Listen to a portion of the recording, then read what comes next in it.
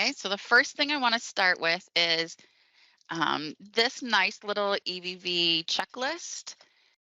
In this checklist, what I like to do with agencies is I ask them to copy these two little widgets right here. I ask you to copy this over and you put it into like a Word doc and you can put multiple in there because then you can cut them. And for each client caregiver combination, you can make sure that everything on this checklist has been checked off as you roll out EVV. Then what you can do is you can put the client name at the top and the caregiver name at the top. Just as you start rolling this out, there's several steps, and until you get those steps under wraps, it's nice to have this checklist. So I'd like to start with the caregiver. You want to make sure that that they are in the employee list, the current employee list. They have a payroll of any. They have a unique email address. Then activate them, and then they download the app. So I want to take this one step at a time. We want to make sure that they are in the current employee list and that they have a pay rate of any. So let's go take a look at this agency. I'm going to go to employees and I'm going to go to my current employee list. In my current employee list, I'm going to search for the individual. And in this case, I want to work with IMA. If IMA was not in the system, I can bring IMA in as an employee. Anyone who provides that face-to-face contact, provides services for an individual, whether it's PCA, homemaking, respite, or any of those, they have to be an employee. They have to have a profile in the system. So if they're providing that direct support personnel services, they have to be an employee and they have to be a caregiver. You can bring those individuals in using this quick add in the upper right-hand corner. This just bypasses our enforced workflow. Anything that's required in the system will turn red for you. So it's super simple to bring them in. A couple of tips, and if you're going to use, whether you use the quick add or you bring them in through the hiring process, is that I want you to start on this left-hand side first and select the role of caregiver. That's what they're going to be. Enter in all of the red information. The email must be a unique, real email address prior to activating them. And I say it that way because you can put in a fake email address to get them into the system. If you use a fake email address before you activate them, you'll have to update it with the real email address. It's how they get their credentials, and that credential becomes their username. A lot of my agencies are with their new hires, especially, they're creating Gmail accounts for those individuals, and that becomes their work email address. But it has to be a real, unique email address for employees, clients, responsible parties. Everybody who's going to use the EVV app must have an active email address. One of my other tips is the joining details. An employee's joining date is the driving force of when they can actually enter in time. So let's say that I am hired at Pavilio Demo and they put my joining date in as of today, but I actually started on the 26th. I can't submit time for the 26th through the 29th because Pavilio says I didn't start with the agency until the 30th. Just so you're kind of aware that joining date is going to drive when they can actually perform services in the app. Okay, so you'll either bring them in using the quick add or you're going to bring them in through the hiring process if they're not in your current list. If they display in your current employee list and you select them, from here, if they did not display, it could be that they are on the OIG suspension list, or it could be that they're terminated. Just so if you're looking for them and they pulled here, but they don't pull down here, they're just in a different list. So you can click anywhere within that row and you select to open up their profile. And from here, what was the next step? Because they're in our current employee list. That's number one. I would check this off that it's done. They need to have at least one pay rate for any role with any client. So let's go check that out on the payroll tab. From here, I can see that Ima actually does have a payroll and she has it with any client for any service line. If I click edit up here in the right-hand corner, this is where I can put in their payroll ID. This will be very important if you're going to use Pavilio's computing of the payroll to get an Excel file for your payroll software. You want that number to be the number that links back to your payroll software or their employee ID. It's the identifying information for payroll. From here, what you would do is you would select the start date of their payroll, and this should go back to their joining date or at least as far back as they're going to put time into the system. If I set this to December 30th and I'm trying to submit time for, let's say, the 28th, the system is going to let me do that. But when I get to the payroll export, it's going to flag it as an error because the system says I don't have a pay rate. You can narrow this down by client, anyone that the employee is assigned to as a caregiver. I can narrow down my pay rate to that individual client, and I can narrow it down to the service lines as well if they get paid a differential. Some of the agencies pay more for PCA than they do homemaking, or however that might work. I might get paid more for a client that I'm not related to versus a client that I am related to. If you want your payroll export to show the correct financial information that you're going to pay out to this individual, you want to make sure you have an accurate pay rate. The system will let you put in 1 cent. So this individual does have a pay rate. So let's go ahead and cancel out of there.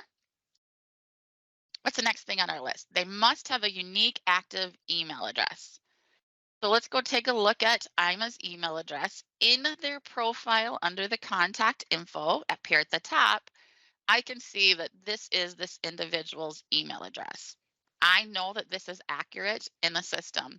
I can also see here on the contact info tab, their primary contact is created when you create their profile. So it will come in and I do know that this is an accurate, real email address for her. If it wasn't, let me back up 1 second. If this was not an active email address, someone who has access to your administration area, these are anyone who has the agency admin permissions. If there's other people, let's say that I'm a case manager at this agency and I don't want to have access to everything as an agency administrator, I can give that role permissions to specific areas in Pavilio and not give them all of those permissions. In some of my agencies, one person is the EVV expert, so they've got extra permissions, or it's a team and they've got extra permissions. Sometimes it's the QP, sometimes it's the case managers. If I need to change an email address, I'm going to go to Administration, Manage Contacts. This Manage Contacts area is the white pages of Pavilio. If you remember those old time phone books, there's white pages. That's pretty much what this area is. So I'm going to look for Ima because that's who I'm working with. I only need to put in one identifying factor. The system narrows it down by that. I click search and we got lots of Imas in here. So let's take a look at I'm a caregiver. If I need to fix their email address, I'm going to click on the pencil. The drawer comes open for me. And from here, if I scroll down, I can fix their email address. I can enter in the correct email address and I would click update. What that will do is tell the system to update her information in her profile, and it will update it in the manage users area. That's how you fix an email for your clients, your employees, responsible parties, your billers, anyone like that in the system, because it all come in as a contact. Okay, what's next on our list? We would want to activate them as a user. Now, you don't have to go through this entire card one at a time. What you can do is you can be working on these cards simultaneously, and that's why having them together is a nice checklist. Because for Ima, I can say, okay, I'm up to here. I don't want to activate her as a user yet. because her client's not ready. So you don't have to do this entire caregiver side or client side. You can do certain elements and then you can activate them as a user, but we'll follow the cards. So now I need to activate them as a user. So you can have somebody in Pavilio without them being a user. And that's why this is a step outside of itself, because maybe as I'm rolling out EVV, I'm getting everything ready. And let's just say Ima isn't actually group 5. I know everything's ready for her, but she's not rolling out. And let's just say end of January, I'm not rolling her out. I don't want to activate her until then, but I can get everything ready up until that point. So what you're going to do is you're going to go to administration and you're going to go to this manage users. And this is how they become an active user of Pavilio. Once it loads, I'm going to leave this page open and show you how to open another page. So I'm going to open up, I'm going to look for Ima. I always change this status. It defaults to active. I always change it to select because I don't care what status they're in. I just need to find their record. I'm going to go ahead and click search here. And we know Ima is the caregiver that we are working with. I can see that her email address is correct and that her email address for the login is the same. So what I would do at this time is she would have this green check mark that says activate. I would check that after I click on assign roles because I want to make sure that they have the caregiver role. If I give them anything else, they will have access to things in Pavilio that I do not want them to have. So I want to make sure they have that caregiver role in the system. You're going to click update if they don't have it. They should have it, but it's always good to double check. Then you're going to click on this right here, this green check mark. What's going to happen is this little pop-up's going to come up. If this login email address is different because I've updated their email, I would want to put in their new email here. What this does is it goes behind the scenes. It says this email belongs to this employee and nobody else can have it. So you want to make sure that the email addresses matches and are correct. If not, you want to make sure you update it. From here, I'm going to click yes, activate. That will send them an email with their login credentials and a temporary password. I do want you to know 95% of the time that email is going to go to the junk folder. It might get caught in their spam folder, but I do see it most often in the junk folders. That temporary password email is good for 30 days. So it's really important that you communicate to the caregiver prior to sending this to them. Number one, verify their email address. You want to make sure it's still accurate. And number two, you just want them to be aware that you are going to do this and that they should be looking in their junk folder for the email to start out. Once they get that temporary email with their temporary password, they're going to click a link inside of that email and change their password. They're going to put in the temporary one, change their password, then they're ready to use EVV. So what I'm going to do now is go into the employee EVV. Let me change screens here. I've got it up here. This is what the app is going to look like as they log into their phone. They're going to want to download Orange Pavilio EVV app.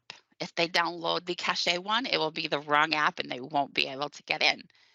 Once I log in, it lands on the home screen for me. In Pavilio, you can do schedules for your clients. There would be 2 times that I can think of that I would do a schedule in Pavilio. Number one, it's not needed like it was in Legacy. I would do schedules if the client or responsible party has requested a schedule. Because in their app, they can see who's coming, what time they're coming, and what services they're going to perform. You can do 1 year at a time in the scheduler. I would also do a schedule if I am putting a caregiver on a PIP, that's a personal improvement plan. Other than that, I don't know that I would do schedules in Pavilio. Going towards more of that person-centered care, where the caregiver and the client can actually create their own, I'm going to show up every Tuesday at 9 a.m. and that's just the schedule that we have together. Can use them. You do not have to use them. Most of the time, they're just going to go to this care recipient tab where they can actually clock into a visit. I'm just going to clock into Thomas here. He's got PCA services. If this was an individual, let's take a look at Minnie Mouse. She's got a couple of services. I would be able to choose which service I am performing at that time, just so you are aware of that. I'm going to go back to Thomas because I know he's got a service agreement and all of that stuff. They would clock into that service and the clock is automatically going to start. Minnesota DHS says that the geofence is 500 miles at this time.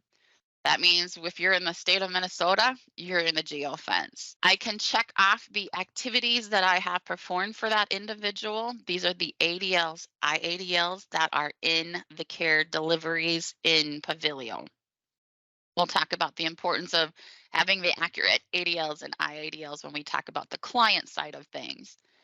Once I check off my activities, I put in my notations. Notations are required in Pavilion. Nothing notable. Um, I will then sign for my timesheet. Then I can get my client signature. Once I put in a signature, the client can put in their PIN number. We'll talk about this when we talk on the client side. Clients have a 4-digit PIN that comes to them in an email. Caregivers should never know that PIN number. I would then clock out of this service and then I would be able to submit it. If it's a responsible party, I would click on the toggle for a responsible party. They can sign it and put in a PIN number. If I don't turn my device around, maybe the responsible party is not at home. When I end my visit, I could say not available and I bypass the need for a signature at this time. It will come into Pavilio as an unapproved timesheet, and then the responsible party or client can log into their app and sign. I highly recommend that you get a signature if you at all possibly can. They're going to clock out of the visit and it's going to say, yep, I want to end that timesheet. And here's where I can submit the timesheet. And it will go into Pavilio in the approved visits area. And I'll show you what that looks like. While we're here, one thing I want to show you is you can do 7 days at a time in Pavilio. If you click on this view details, notice that down here at the bottom, I can say add visits. This is a nice little area where I can do 7 days worth of timesheets at one time. This is great for that mom who gets reimbursed for 5 hours of services for her child. She can come in here and she can go backwards in time. I cannot do for a future date, but I can go backwards in time. And once I do that, I can do this. There we go. From here, I can set my time. So let's just say this started at noon and I'm done. From here, I'm going to click this add button. The system populates the number of days that I had selected on this date range. I can delete out a day. So like if I didn't do services on Tuesday, I can delete that out. And now notice how it jumps to Wednesday. If I do a split shift, I do some time in the morning and I do some time in the evening, I can click this right here and I can actually add, so I can put in my AM hours or PM hours, whatever that is. I can also do that. For each record that I have, I would select the activities that I did for that time. I can adjust the time coming into the system. Again, I would need my notes. I can sign, have the client or responsible party sign and put in their PIN, and I can submit these visit records. Or I can say not available, and then these would again go into the client responsible party app where they have to sign them.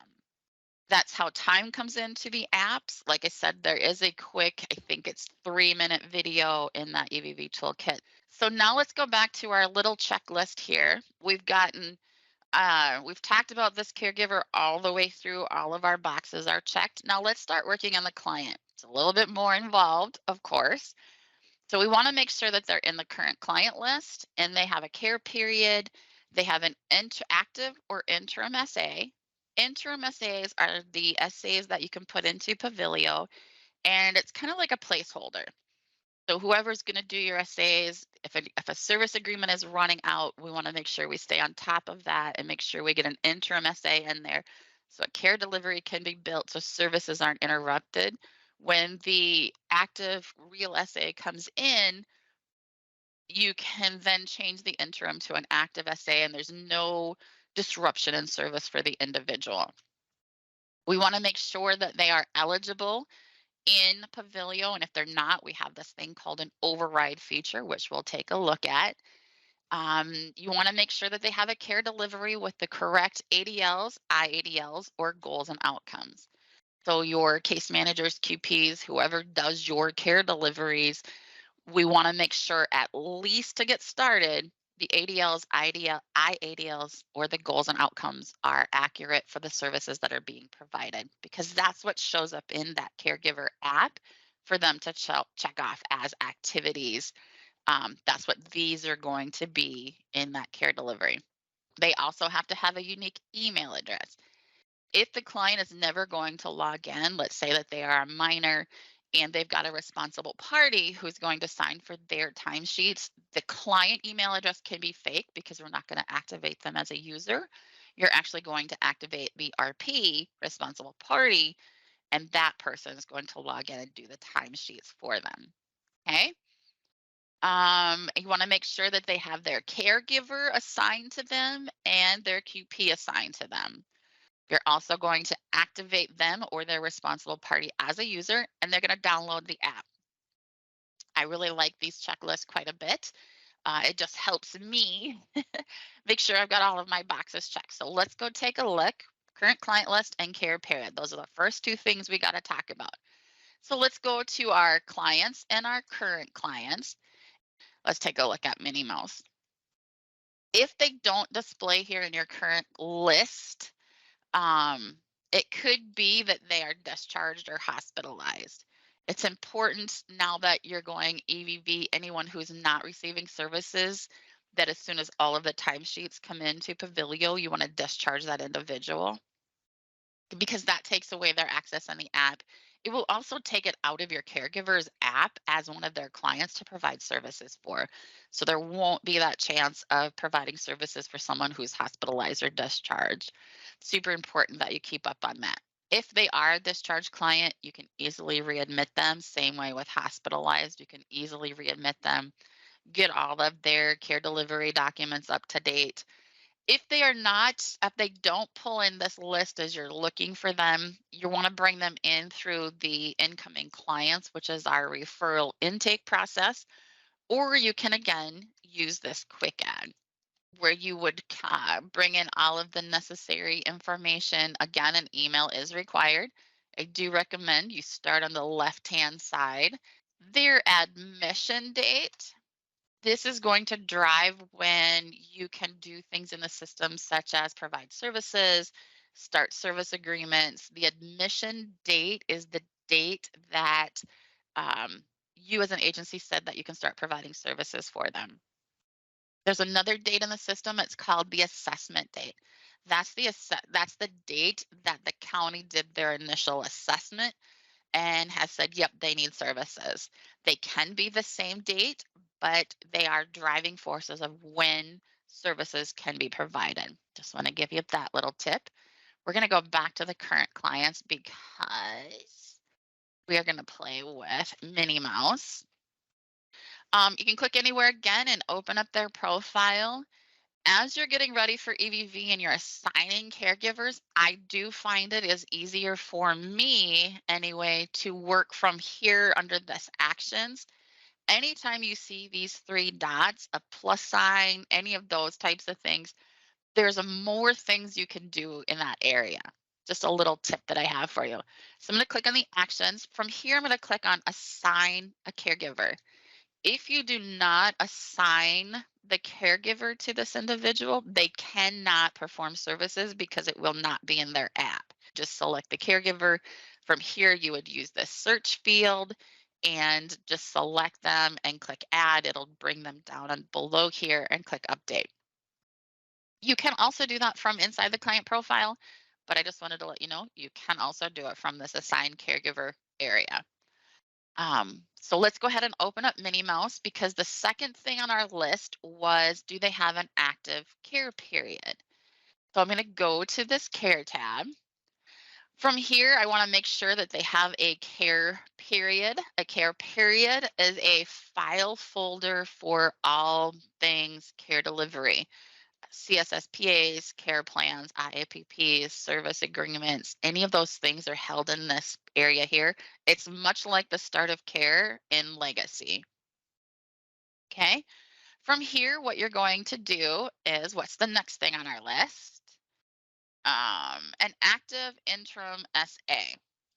From here, you're going to locate the care period in the system. Notice they don't have an end date. I want you to keep these open-ended.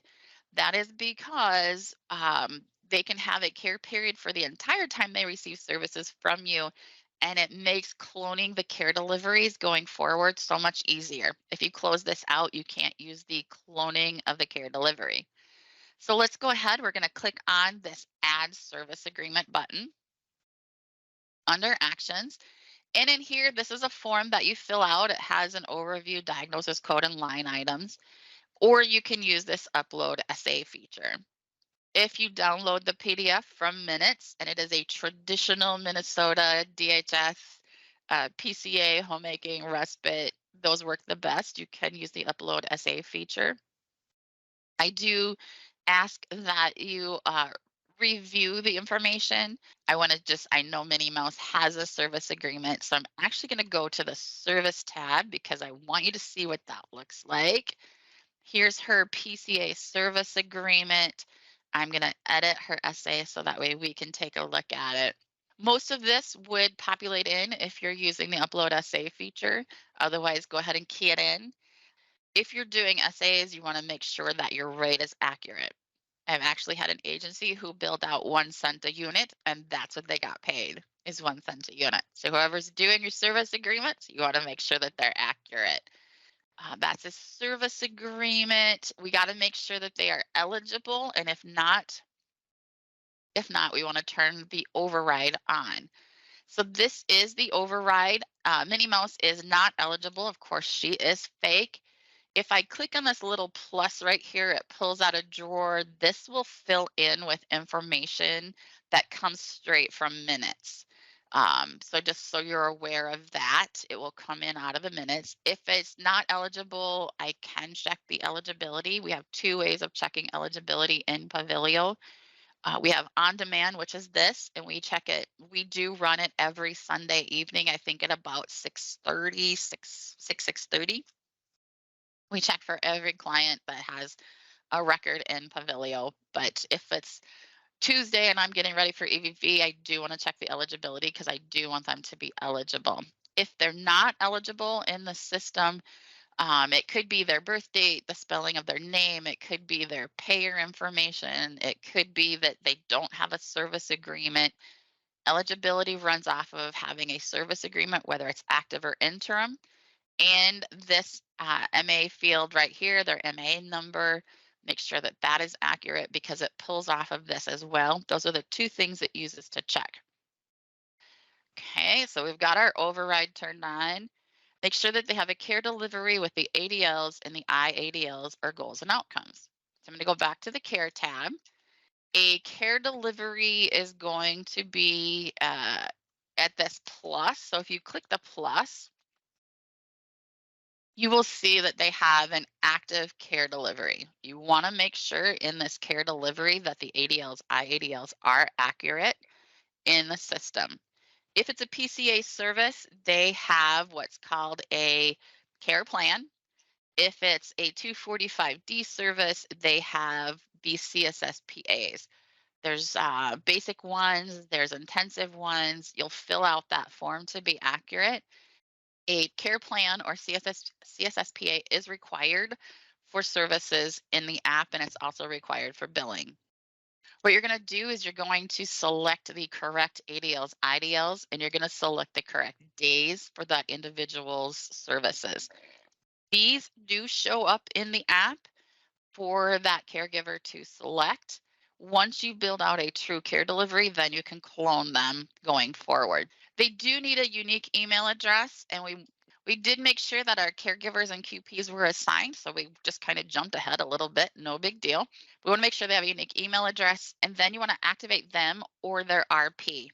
I want to take a second here and talk about RPs. If you're going to be assigning RPs, I want you to go to this contact info tab. From here, I can see that Mickey Mouse is actually a responsible party for this individual. What you're going to do to assign an RP is you're going to click edit. From here, I actually want you to search for that individual, and let's just go ahead and select Mickey, and I'm going to search. There we go. Minnie Mouse. Mickey Mouse did pull up. I would select him from the list because he's already in the system as a contact record in the white pages of Pavilio under Manage Contacts. I can select them.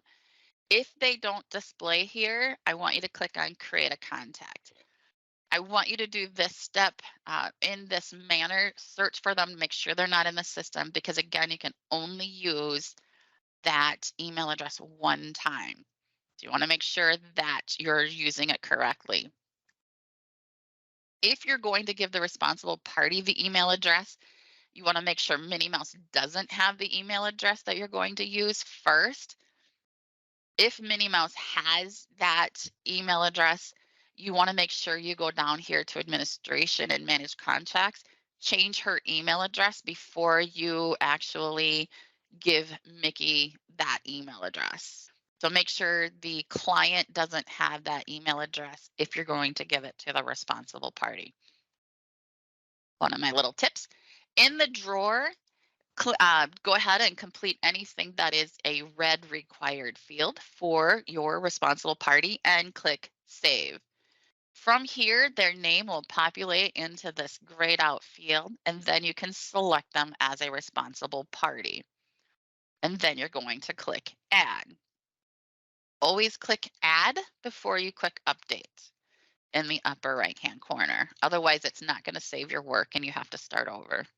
How you're going to get them linked to this individual to be able to see them in the responsible party app. They have to be connected here as a responsible party. Once you've done that, I want you to come down here to manage users.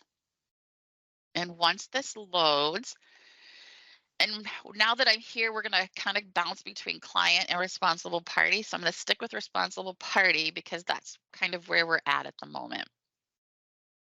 The responsible party, if they have not been activated as a user, they will not display in this area. So that's the first thing. If you're looking for an RP and they're not displaying here, it's because they haven't been brought in as a user of Pavilio. A responsible party then needs to be brought in by clicking in this Add Other User. Once I do this, I would search for that individual because I already brought them in as a contact.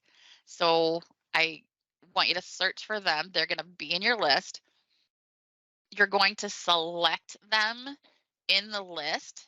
And then from there, what you'll do is you'll scroll down and you'll give them a responsible party and click Save. What you're going to do is you're going to go ahead and you're going to click that green X again, and you can activate them. Make sure that their email address is accurate and click yes. That will send them their credentials. If you ever need to resend credentials, you would just then click on the pencil. So that's how you're going to get a responsible party to be activated. Now, again, if this is a client, you're going to search for them because they've already been created in the system. They're not just a contact record. You can click on the activate, send them their credentials, and activate them.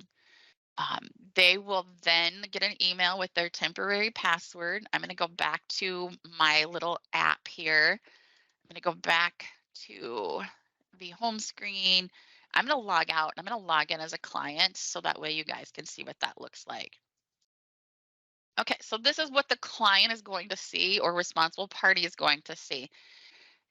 They can see in here the available hours based on, like, this is a homemaking service line. I can see the number of hours I have here.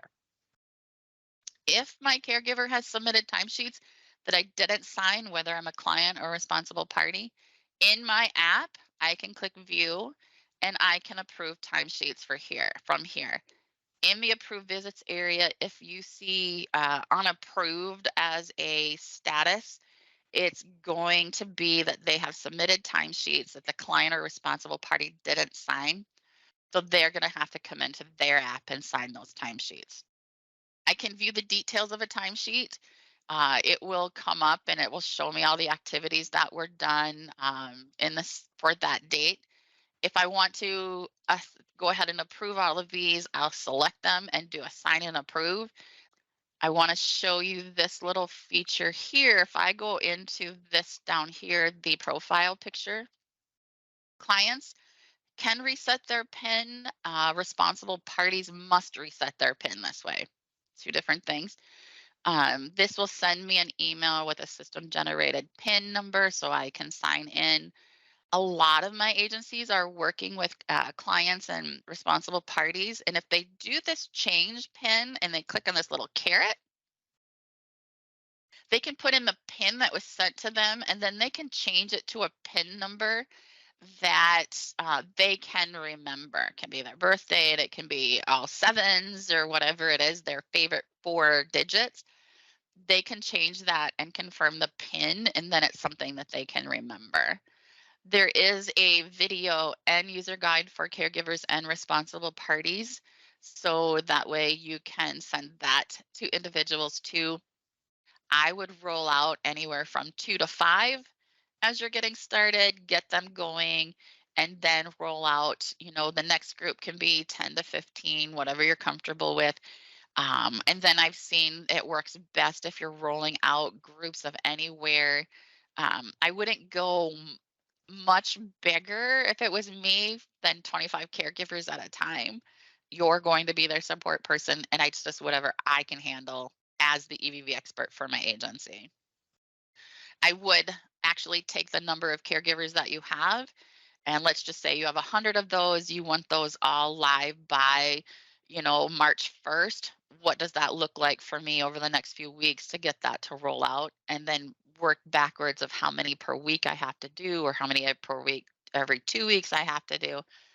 I would lay out a plan so that way I can measure, are we on track with rolling out EVV with everyone in our agency? One of the things I do want to point out is a lot of caregivers are going to say, well, I don't want to use the app because I don't want them to follow me. We don't follow caregivers around. It's not a GPS where they're being followed. It's a geo fence, which is totally different than GPS.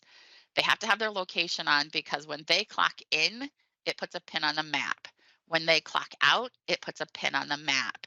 It doesn't follow them around. And with that fence being at 500 miles, it just is going to help them adopt. But let them know that it's not a GPS. We don't follow them around. It's a pin on the map when you clock in and a pin when you clock out.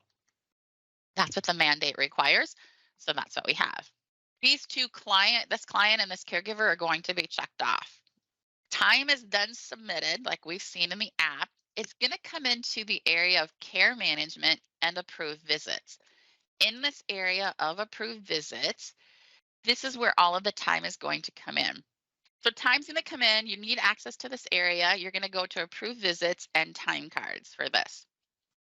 You can narrow this down to the week that you're working on. I do recommend that this is done, if not daily, that it's done on a weekly basis, because you can in here, I can see if someone is going to be like putting in overtime hours. This is my play database, but you can narrow this down to the pay cycle. You can narrow it down to the week. You can narrow it down to the day. You can look by the client and you can look by the employee.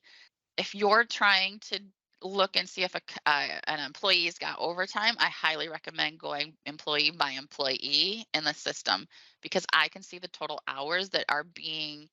For me, I have no one who is assigned to me as as an employee. In the employee profile, I'm just going to show you what that looks like.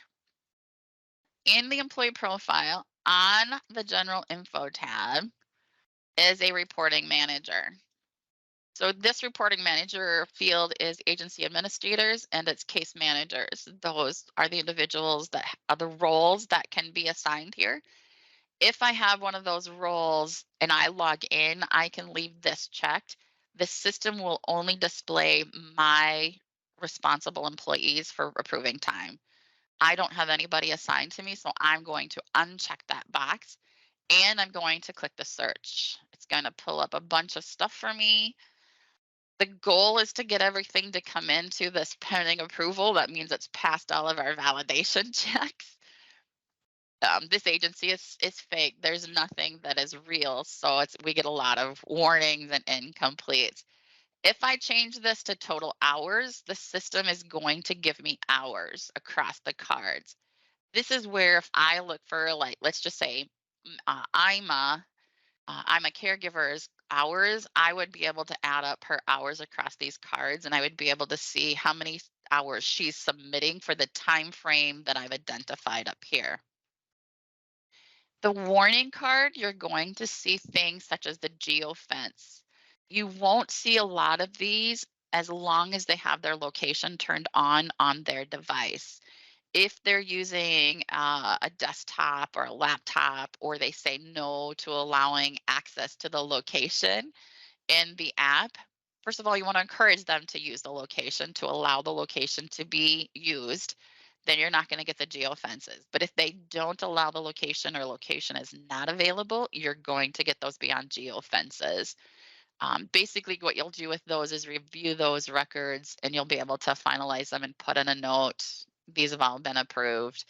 The client override is turned on. We give you that warning. If they've edited their clock in and clock out, so let's say I went into a visit, I clocked in at 8:20 and actually started at 8 o'clock, but I forgot to clock in. I can edit that time before I submit it. We're letting you know that they've edited that time.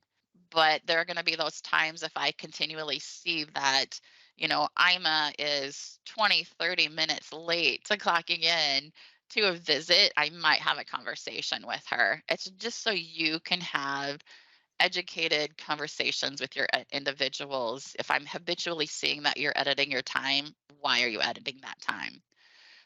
If they forget to clock out, the system forces them to clock out. You will edit those records in the system. We can change that forced clock out to be, I encourage 1 hour than your longest shift. So if you have 12-hour shifts, I like to see agency set that to 13 hours, just in case I had to stay an extra little bit. I don't want the system to force me out and then I have to log in just a little bit longer. Invalid is anything that's under 7 minutes.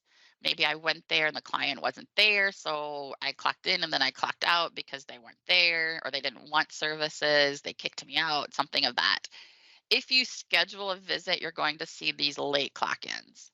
Like I said, most agencies don't do the schedules, but you can if you want. Manual timesheets entered. These are those ones that I showed you where they can do 7 days at a time. We do bring them in as a manual timesheet so that way you can keep those monitored. What you would do, let's take a look at the Beyond Geofences. Once it loads, you're going to want to do a quick skim here to see if these are, in line with what is being performed with that individual. What you're going to do is you're going to review those records. You're going to select on this blue line or select the individual box of the records that you want to finalize. And then you're going to click finalize. A box is going to pop up. You're going to put in a reason and you're going to click finalize. What this does is it sends it through the system for validation and it goes off into two areas. It will run through claims management validation to get a claim ready to send out the door. So Rita can click that button that sends to the payer. And then it's also going to run through validation for the payroll process. So that way your team, whoever that is, can run payroll. If you don't approve these visits, they will not be on the payroll export. And that's where a lot of agencies are setting up policies of all visit records must be submitted on Monday at 10 a.m. And then the team goes in, and their job after 10 a.m. then is to approve all of the records that are in the system for that pay period and finalize the records. And they get to do that till Tuesday at 10 a.m. because Tuesday afternoon, the team that does the payroll exporting knows everything should be submitted for that time frame. They run payroll. If someone comes back and says, well, I didn't get paid for all the days, you can click on this columns button right here and you can see when they submitted their timesheets, and I can tell when they were finalized. That means who approved them. You will see what time, date and time, because if it's the after your cutoff of your agency, you can say, well, hey, you didn't submit these until Monday at 2 p.m. I'm sorry. These were not a part of or it was Tuesday at 11, whatever it is. I can see who submitted them. I just had an agency where the caregiver had submitted them, client had signed them, and all of it had signed them on time, but the individuals approving them didn't approve them by the cutoff, so they weren't on the payroll export. So the agency had to cut this individual a check because it was actually the agency's fault for not approving the time. If you don't approve this time, it will not be on the payroll export. Just so you're aware. In the incomplete card, you're going to see ones that are that they say in a draft mode. They are unapproved, so I can see draft. Unapproved means the client hasn't approved them. Draft means that they are still in that caregiver's app. The caregiver has not approved them and it hasn't submitted them. Invalid again. This means it's under 7 minutes um, in the system, so that way they have to make sure that they get those. You can override the unapproved ones. You cannot override the draft ones. We have this feature here for these unapproved ones because maybe the client has passed away. Maybe, that client is no longer with us, and I can't get these signed. You can override that if needed. You will be required to catch a signature for those. You can change these back to a draft, so the individual has to fix the records. If you need to edit a record, you can click on the little pencil here, and you can see here I can change the times if needed. I can also change this into a draft and send it back to the caregiver for finalizing and changing any information. Like I said, once you click finalize, that record goes through validation. Once you click this finalizing, there is no changing that record.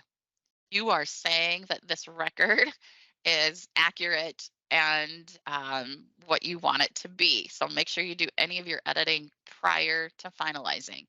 If you delete the record out, there's no bringing that record back.